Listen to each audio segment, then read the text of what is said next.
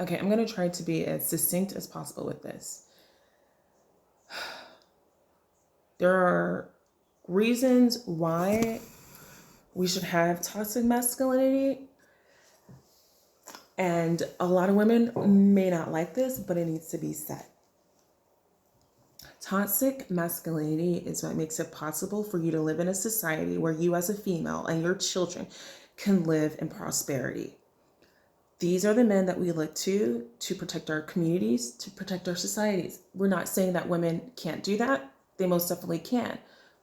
The point is that they don't have to, because that is a man's job. Now, I promise you, when shit hits the fan, you're going to want that toxic masculinity to protect you and to help you survive as a female.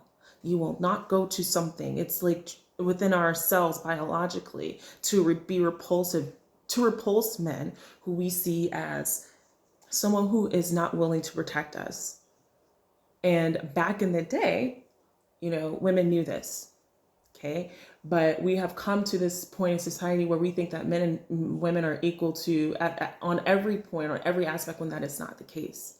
There are some things that men have when it comes to their presence that instill fear and respect that a woman can never give and will never have.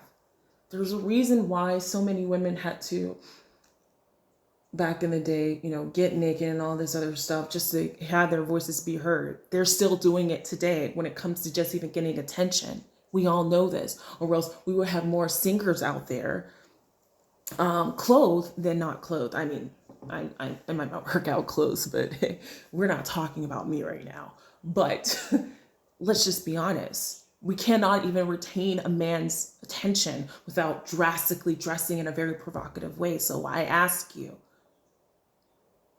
is that not a strength of ours? Do you think that will, I mean, that is a strength of ours, but it's also a distraction. And a lot of men know this.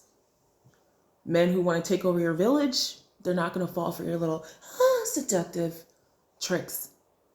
Most likely, you'll be a prostitute, slave for them, and that's it. But believe it or not, women, when you live in a society that is like ours, you forget that our society can easily turn into places like Iraq, Afghanistan, the Middle East. Believe it or not, they were at one point of time were the highest in society. Mesopotamia. So please, understand the delicacy between men and women and the balance, the yin and the yang here.